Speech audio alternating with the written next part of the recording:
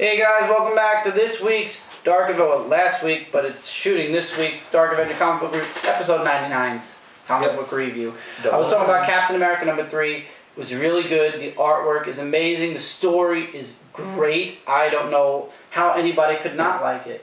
I guess you have to be a Cap fan, a Steve Rogers Cap fan, to enjoy it. I don't know, maybe it's just me. I'm just enjoying it. And I didn't see the movie, people, so this isn't influenced by the movie. This is just strictly influenced by the comic character. I liked it. I'd say check it out. Okay, we've gone through everything. Now let's get into DC. First off, I want to throw 3 of them out there that I will not be reviewing, but I'll give you a few words on, because Amber and Joe are... Amber's reviewing 2 of these, and Joe is reviewing 1 of them. So first, let's do Joe's. Joe's is Captain Atom. I have no interest in this book, to be honest with you. It's up to Joe whether to be honest, I don't really like Captain Atom. I never liked. I never was interested in the character. I got it because Joe was interested in the character. So maybe Joe will enjoy it. The story's good. It's just I'm not interested in the character. So just because it's a good character doesn't mean I'm going to enjoy the story. Catwoman #1. I enjoyed reading that. There was a lot of buzz about Catwoman and Red Hood and the what do you call it? And the Outlaws. At first, we'll talk about this later, but I found this book pretty interesting. It wasn't like something I would continually read, but it's probably something Amber's gonna like. And Wonder Woman #1, I liked. Really? I liked it a lot. Good. I liked it.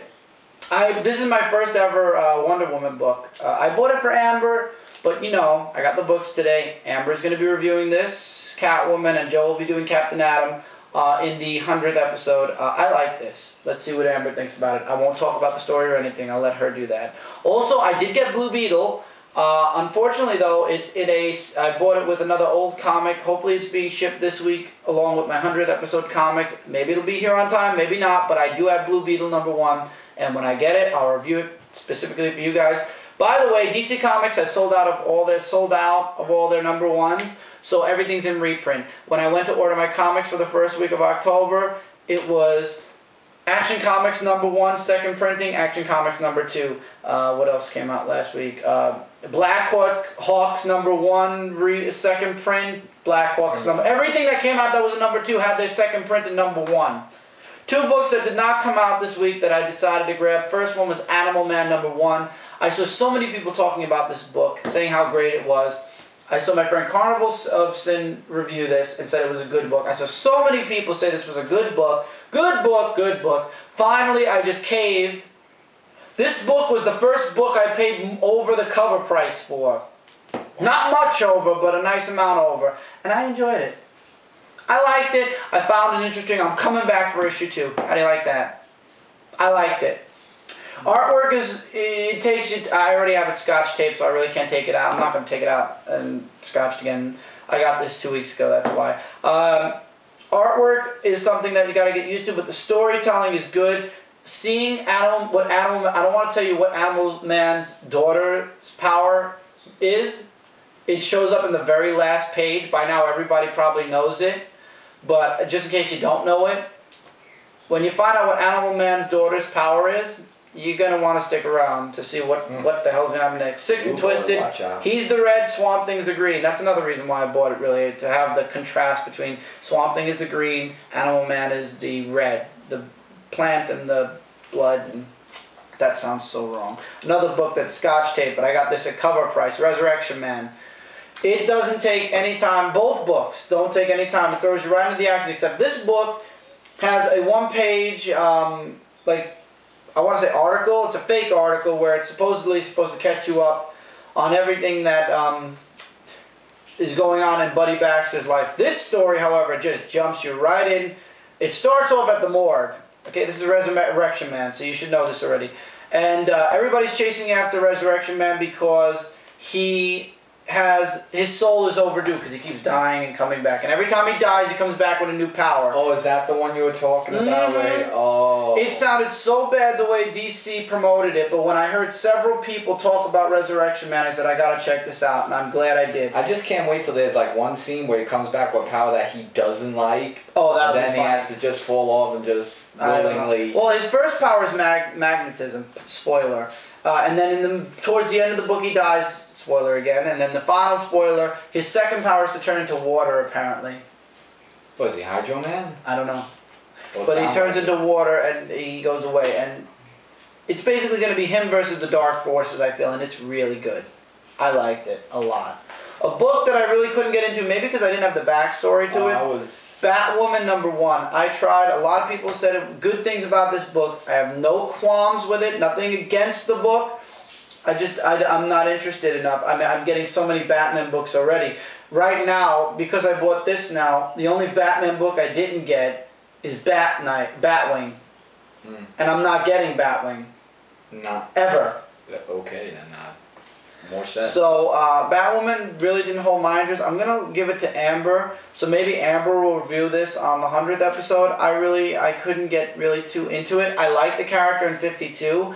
I like the character here. I sort of like the way the story's going, but I don't see myself really coming back after issue like 3. If Amber's interested, then she can do issue 3 and 2 and this one.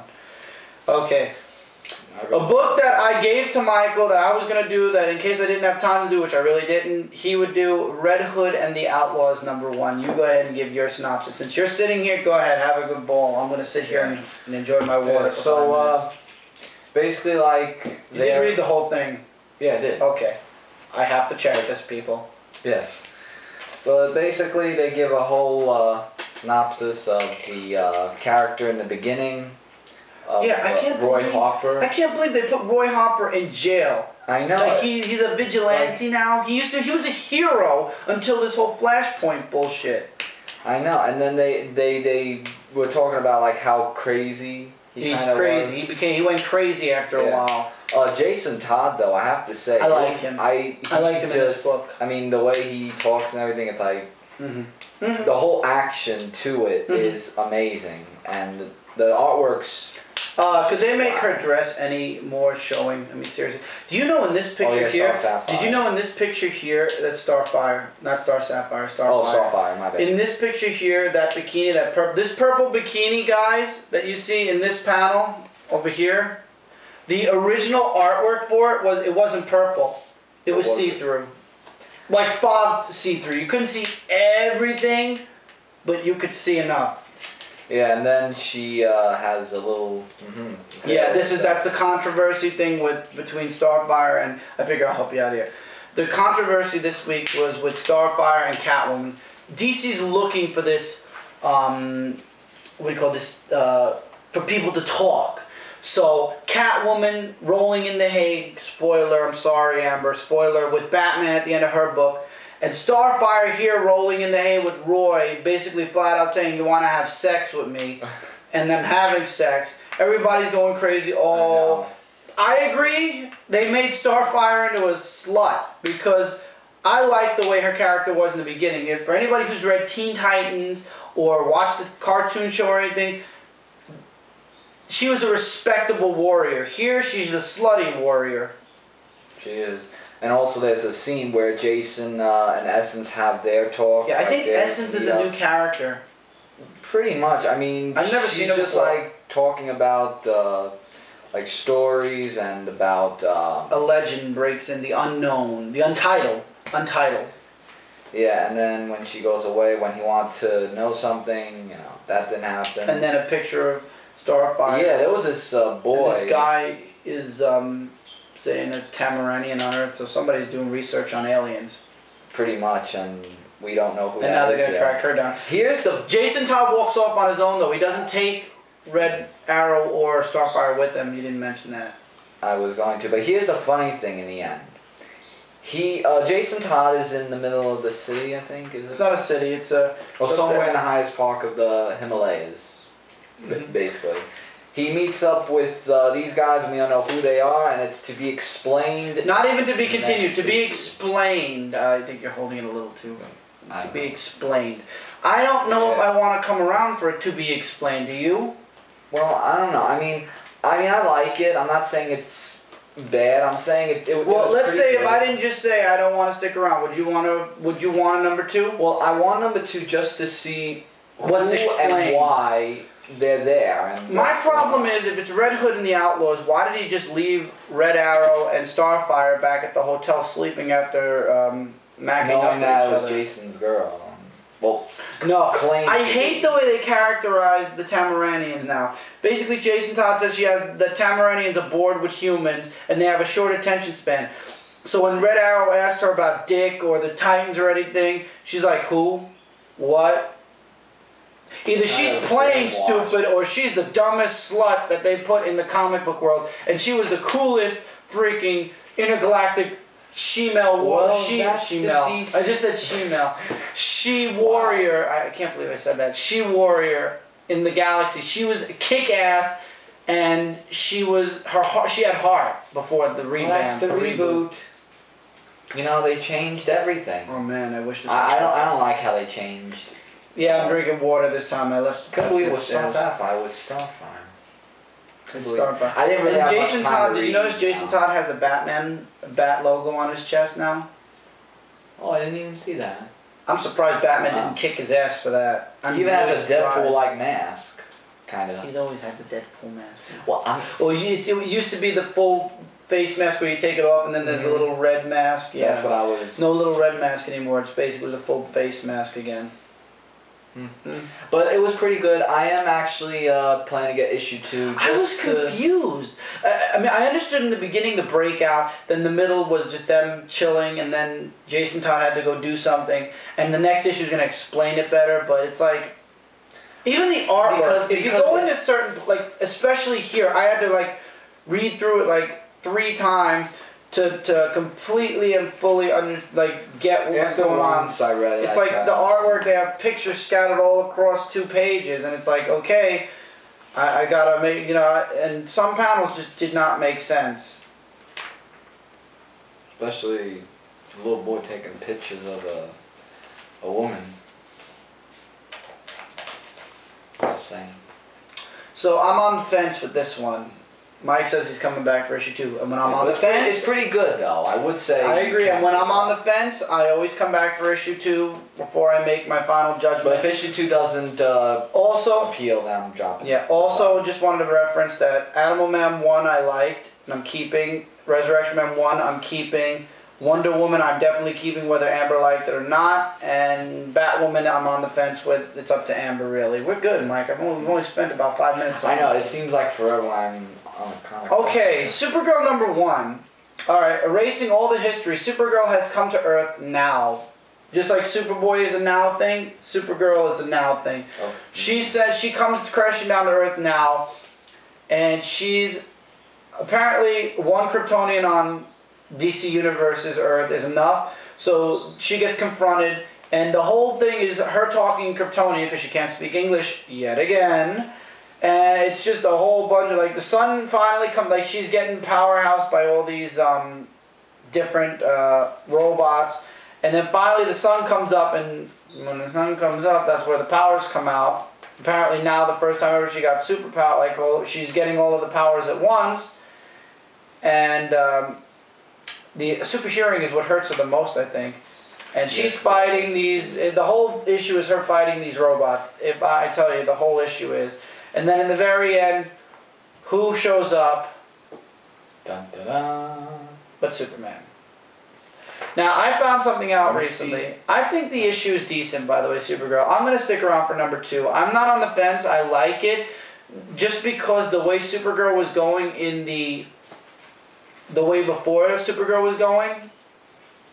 I'm not a fan of the costume, don't get me wrong, but I'm interested to seeing where this Supergirl is going to go. I thought I was going to automatically hate this. I don't. I actually would like to see what happens next. I know that's scary, right? It's a super title, and I'm actually saying I want to see what happens next. Well, it's number 1. I found out that it's not all DC Comics' fault that Superman had to change so drastically.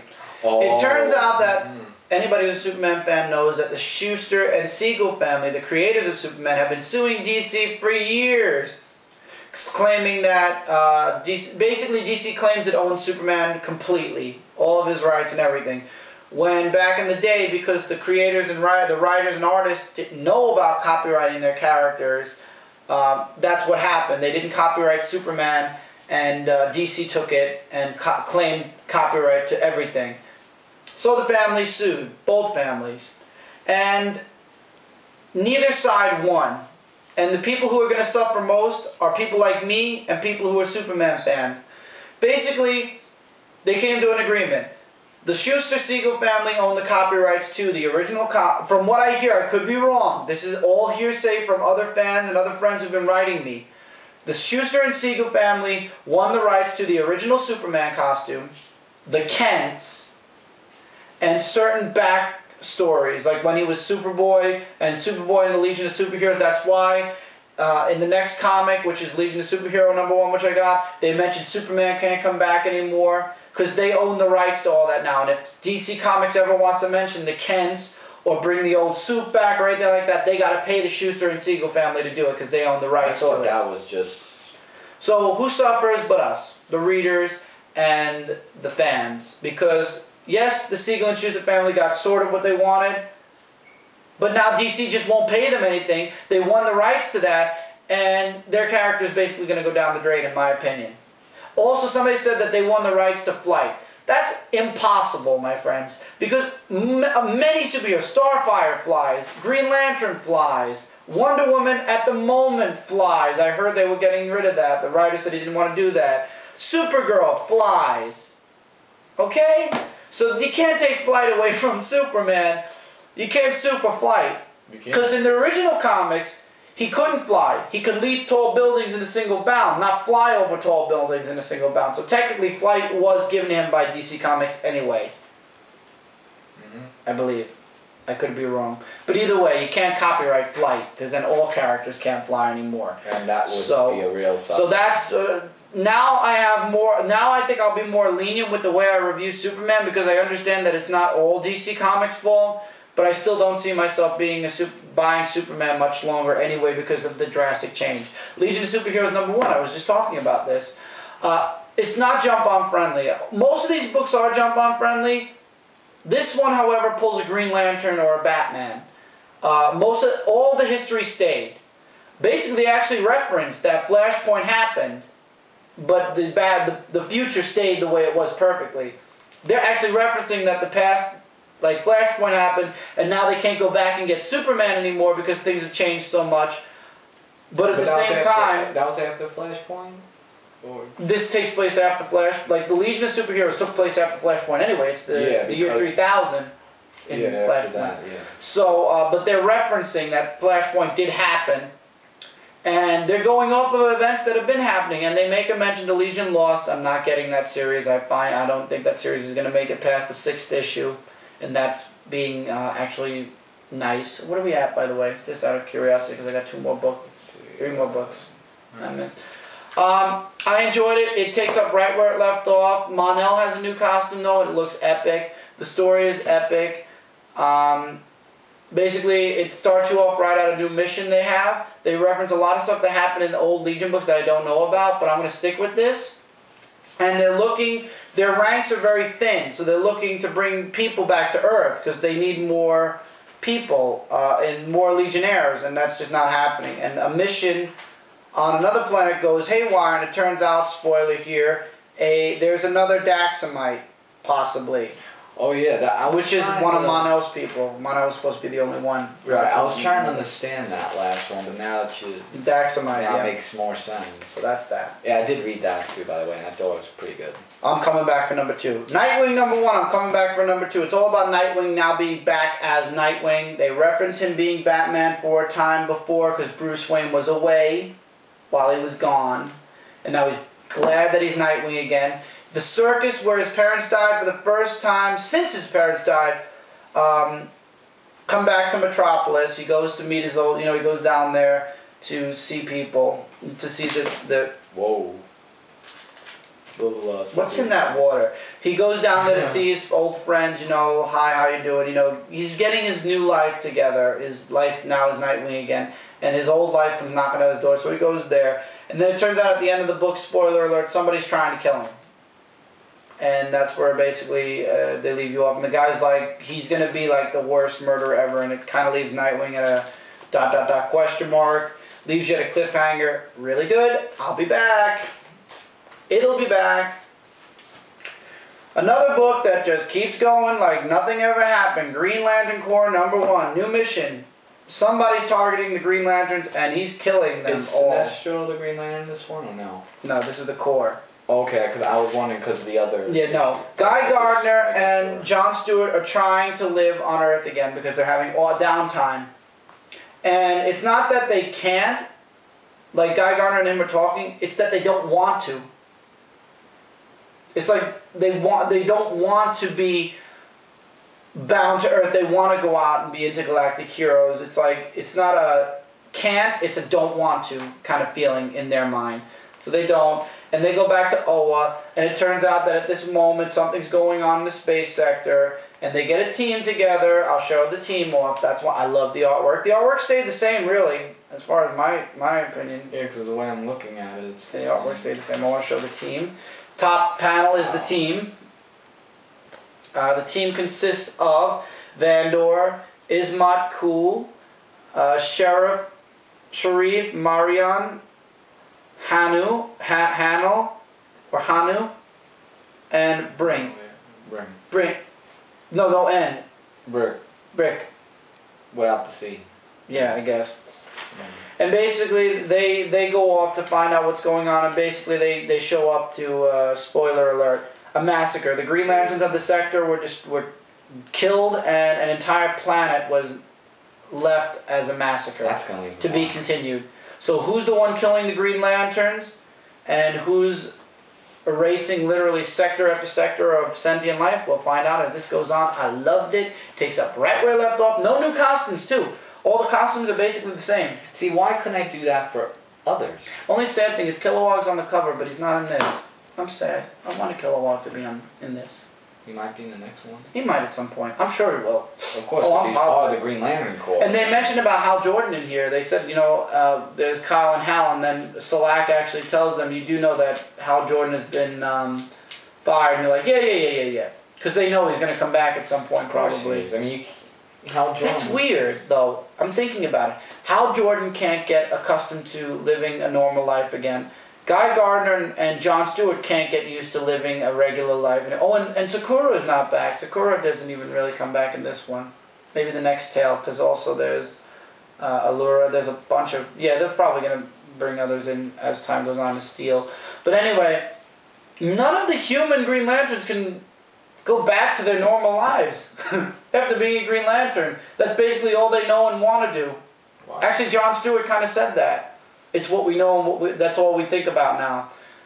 No wonder why Hal Jordan's having such a tough, horrible time. I hope Hal Jordan comes back as a Green Lantern anyway. No offense, I did not like Sinestro as Green Lantern. I saw the last scene finally to the Green Lantern movie on YouTube. I think you told me that. Where he takes the green ring off and puts the yellow ring on. Mm-hmm. Yeah, one of my friends told me that too when they saw the movie. Now, I can't really pick a book of the week, to be honest, because a lot of the DC books were really good, and the Cap book was really good. But the book that I liked the most because of Scott Snyder's writing, you know, Scott Snyder's doing Swamp Thing. And I think he's doing another book other than this. And he's doing real good. His name's been pretty... I have a feeling a lot of people, and of course, my favorite artist who now left Haunt, and probably is going to be the reason why I leave Haunt myself, Greg Capullo is doing the artwork in this book. Batman #1. This awesome. Was the one thing you didn't think you'd see in this issue would be Batman fighting alongside of the Joker. Or is it? Or is it the Joker? That's a good question. We won't tell that. That's up to you guys. In the beginning, it was like just the villains. It was like, yeah, all the villains were there. Because it turns out this guard in Arkham was a shady guard, and Batman went to go bust him, and the guard, being in, you know, he was fearing for his life, he didn't want to get caught, he inadvertently on purpose opened all of the cells and all the supervillains came out. I don't like what they did to Two-Face in that one. They made him a little more... They made his face look a little meltier. Like, they went like a little Melty. Well, you gotta understand this is Greg Capullo's artwork. You gotta get used to Greg Capullo. Yeah, I mean, yeah. Because Greg has done Spawn, Greg has done Haunt now. I'm not saying it's bad. I don't like how they did Riddler at all. Weird. Riddler always was supposed to be sophisticated. The Riddler here is just a bald guy. He's a bald guy with a question mark, like, buzzed into his head. With a green mask. I don't like it at all. And I don't like the way they made the Joker look, even if it is a mask, was terrible. There's a scene with Commissioner Gordon. Love the Batcave. Love the Batcave. Batcave's always awesome. And look at all those cars. Like you got the motorcycle, the old car, the very first car, the current car, and like this is like homage to the first two Batman movies car, I think, and they're the Batjet. It's so many. It's just awesome to see the Batcave. Batcave has always been epic in my opinion. And then how many times can you say you've seen Bruce Wayne and all three Robins in one panel? You literally have Dick Grayson, Damian Wayne, and Tim Drake with Bruce Wayne as he's promoting to the city that he wants to help build a future. That's what Bruce Wayne is doing, build a future. And then towards the end of the book, one thing I love, the mystery. The real problem, the mystery begins, and somebody is killed. And huge spoiler here, so you may want to skip the next 20 seconds, maybe 15 seconds. The DNA on the person, underneath the person's fingernail, of the person they think killed this person is, skip the next 5 seconds, Dick Grayson. Okay, you skip back to here now, so you don't know who it was. I won't say it again. But I love how, what's the guy, the detective's name? Detective Harvey. Not Harvey Dent. And there's a big warning, Bruce Wayne will die tomorrow. And he's talking about, in the Gazette, they always say, Gotham is, and then people fill in the blanks, and he's talking about it throughout the whole episode. There's also a thing in there where they're gonna build new. That's what I just said. That Bruce Wayne's. Oh yeah. I don't get it. You know. To Harvey, Detective Harvey, he says to him, Gotham is a mystery. He says you never know. You get comfortable, and then somebody stabs you in the back. Somebody close to you stabs you in the back, and guess what? Can I ask one thing now? What's the point of building new Gotham? He wants to build a brighter tomorrow. As Bruce Wayne, he wants to build a brighter tomorrow, but as Batman, he wants to keep the night safe as well. That is true, because that's what. That's pretty smart. That's pretty good writing. No, I'm not saying. I was just wondering because I'm hearing New Gotham this, New Gotham that from. It's still Gotham. They're just gonna build it up, make it brighter. It's gonna be like the new Metropolis, basically. It's good. Yes, I say that was great. You should definitely pick that up. Loved it. And with that, we're done with 99.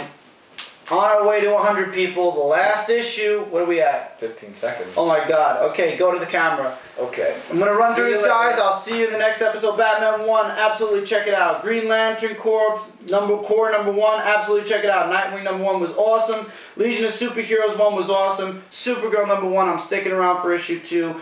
Red Hood and The Outlaws, I'm on the fence with. Batwoman number 1, I'm on the fence with. Gonna let Amber check it out. Resurrection Man 1 was great, coming back. Animal Man 1 was good, coming back. Wonder Woman 1's coming back, for me at least. Let's see if Amber says the same. Catwoman 1, Amber will do in episode 100. Captain Atom 1, Joe's gonna do in 100. Captain America number 3 was awesome, check it out. Marvel Universe vs. Wolverine 4 was good. Fear Itself, Uncanny X-Force, good. Avengers number 17, check it out. Shizm number 4, 5 was awesome. Uncanny X-Men 5, 43 was awesome, check it out. X-Men 18, hopefully the story won't be too long, it's still good. Skip, Spider Island, Spider-Woman, Skip, Ultimate Comics, X-Men number 1, Teenage Mutant Ninja Turtles number 2 was awesome. Transformers 26 was awesome, and Soldier Zero was great. Great story. Check the trade paperback when it comes out, part 12. And I will see you guys in episode 100. In hopefully 1 week. And hopefully this weekend, if not, by next weekend. Well, let's hope this weekend. I'm hoping so. There will be an update video after this, before the 100th episode anyway. See you guys there. That was fast.